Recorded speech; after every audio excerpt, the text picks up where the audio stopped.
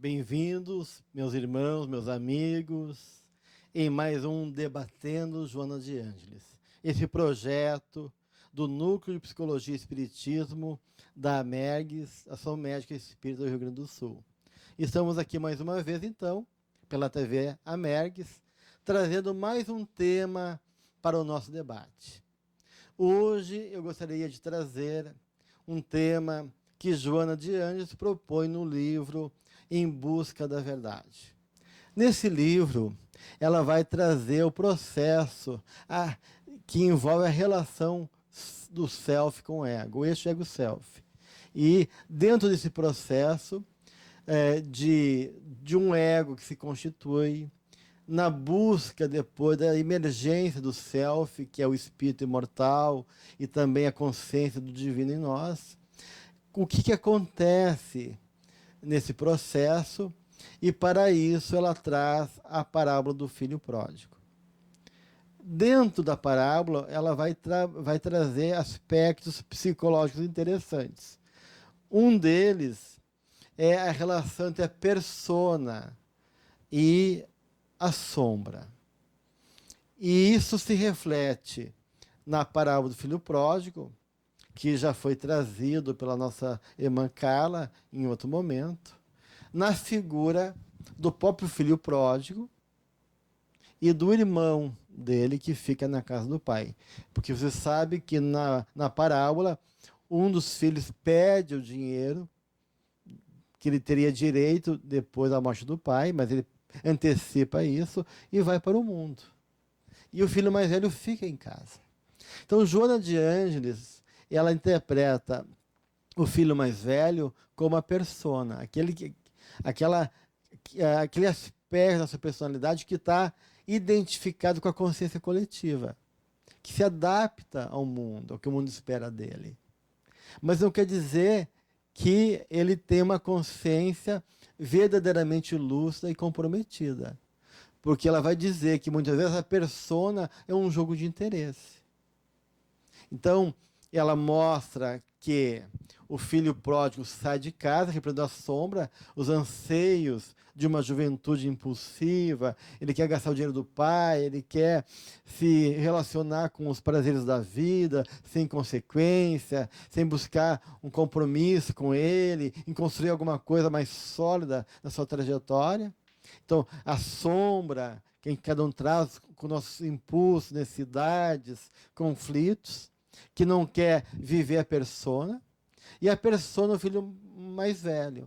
E há muitas vezes, uma luta interna entre aquilo que o mundo espera de nós, aquela máscara, aquele jogo que a gente faz para ser aceito no mundo, e a nossa sombra, que é os nossos impulsos escondidos, e que muitas vezes, quando a gente não tem que viver a persona, em situações onde o mundo não está nos questionando, não está nos vigiando, a gente pode soltar ela e viver ela de uma maneira muitas vezes impulsiva e até compulsiva.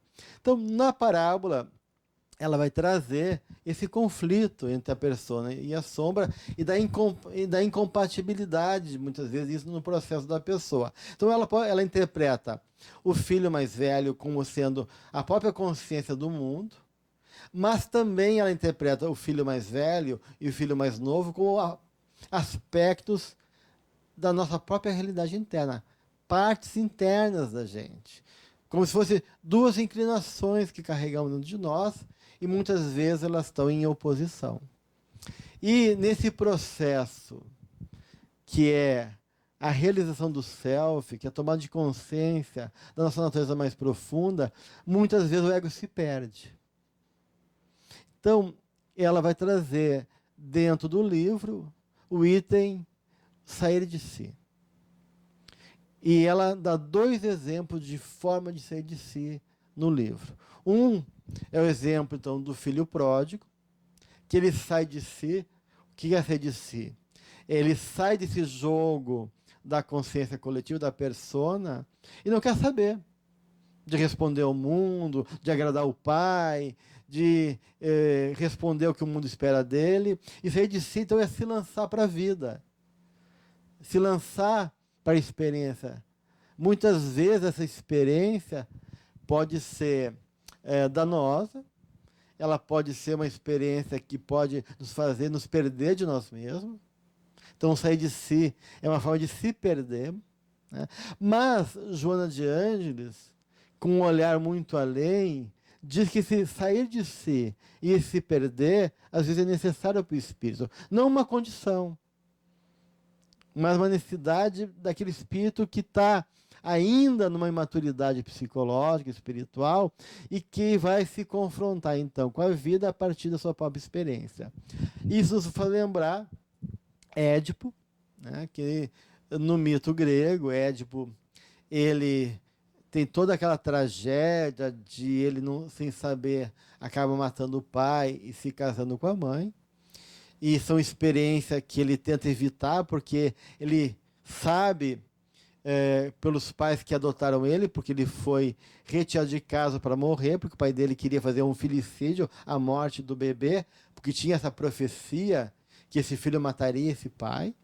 Mas o matador, arrependido com a proposta, deixa a criança e ela é acolhida por pais adotivos que cuidam dele, e essa profecia chega até ele. E ele pensa que os pais adotivos são os pais biológicos. E ele se lança na vida para evitar a tragédia. E sem saber, ele vai encontrar o pai biológico dele, que ele não conhecia, e num conflito ele mata o pai, entra em Tebas, e aí ele acaba fazendo, na medida que ele decifra e finge, ele casa então com a viúva do seu pai, que é a sua própria mãe. E aí, dentro da tragédia grega, sempre tem um Deus por trás, um Deus que rege a dinâmica psicológica. E esse Deus representa um arquétipo, um padrão emocional. E o Deus que está por trás da tragédia edípica é Apolo. E Apolo é o Deus do conhece a ti mesmo. Então, no oráculo de Delfos, está lá escrito, né, na entrada do oráculo, conhece a ti mesmo. Então, é um Deus da consciência, Apolo. É um Deus que busca o despertar da consciência. Tem vários epítetos, várias frases ligadas a ele. Uma deles é nada em excesso. O outro é conhece a ti mesmo. É o Deus da proporção, da beleza grega e da consciência também. Então, esse conhece a ti mesmo é um processo ligado à figura de Apolo, né? Ou seja, é um Deus que faz um movimento para despertar essa consciência no homem. Mas é interessante que essa consciência, do ponto de vista apolíneo, se dá na experiência humana, na experiência da vida.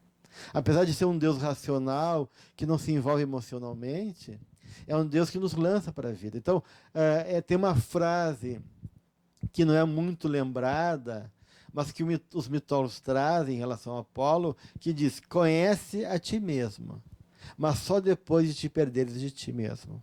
Ou seja, para que tu possa conhecer a ti mesmo, tu tem que entrar na tragédia da vida, assim como acontece com Édipo. Ele acaba tentando fugir do que o profeta veiculou para ele. Ele acaba, de uma maneira, caindo no seu destino, evitando o destino, e transformando o seu destino em algo que se torna uma fatalidade para ele, né? Mas só assim ele toma consciência. Então, na medida que ele é atirado nessa tragédia e não tem como evitar, ele depois se faz consciência, ele fura os olhos dele, como representando esse momento que ele se fecha para uma consciência racional, uma consciência que é uma coisa que é se iluminar para dentro e buscar sabedoria. Então, no livro Em Busca da Verdade, Joana vai falar exatamente disso. Esse sair de si, que é essa necessidade que o ego tem de se experimentar, de ter poder, de ter sucesso, de ter reconhecimento, que é uma ilusão. Mas, como nós não podemos fugir de nós mesmos, esse movimento de sair de si acaba sendo um retorno, uma volta, porque o mundo da alma é circular. Então, esse movimento de sair de si reforça inconscientemente, na verdade, um confronto consigo mesmo.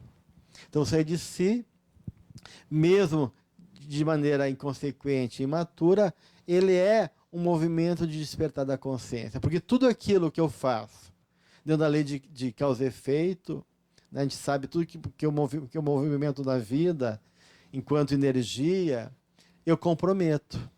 Né? Meus atos, minhas atitudes comprometem, marcam a minha existência. Desencadeia processos, uma cadeia de eventos que vão ter consequências. Então, sair de si eu estou gerando consequências na minha vida. E mesmo que seja um movimento, não do self, não da minha essência divina, mas de um ego desesperado, ele vai gerar processo da qual, cedo ou tarde, terá que se confrontar. Então, esse é o primeiro ideia de sair em si que está ali no livro Em Busca da Verdade. E um segundo, que sair em si, é representado pelo pai do filho pródigo, que é um sair de si de um ego já maduro, que já está em comunhão com o seu self, o ego e o self já estão integrados, esse ego já se reconhece como um espírito imortal e consegue perceber que sua existência está para além da necessidade egóica e das situações efêmeras de uma encarnação. E tem os seus valores, sua vida centrada então nos valores espirituais. Então temos nesse pai do filho pródigo um homem maduro, um sábio, que quando o filho aponta no movimento de voltar para a casa do pai, ele não espera o filho chegar.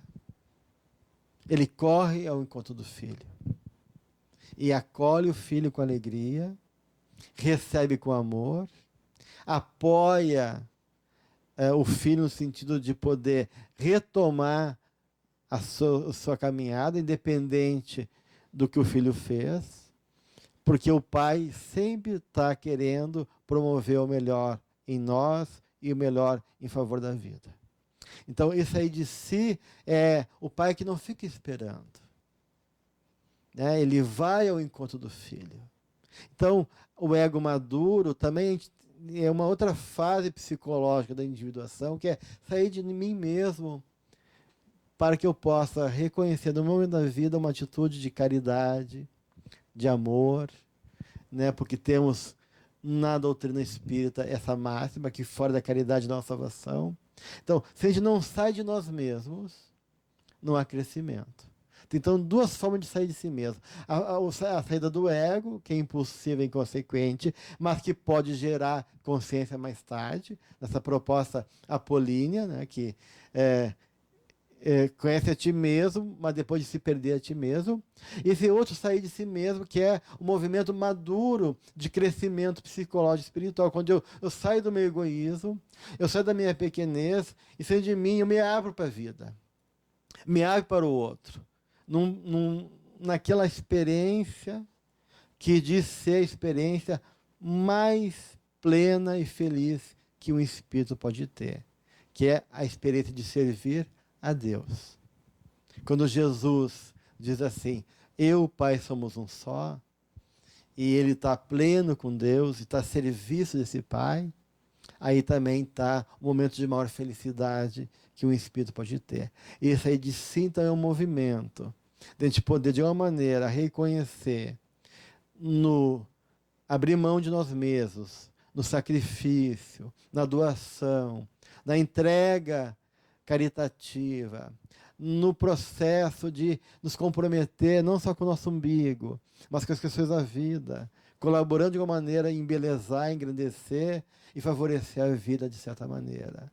E isso é assim, então, o momento da emergência do self, a emergência desse self que supera o ego, trazendo a experiência de uma personalidade tão mais profunda, mais madura e espiritual. Então, tem outros propostas ali trazidas pelo livro, algumas delas a gente vai debater, algum colega vai trazer para vocês, como o cair em si, e então fica esse convite de podermos acompanhar aí a série psicológica, depois a Joana de Anjos na TV Amergues, essas etapas, então, ligadas ao filho pródigo, que será tratada também em outros momentos. Um grande abraço a todos, um convite para que possamos ir conhecendo cada vez mais a riqueza e a profundidade da obra da benfeitora. Até mais.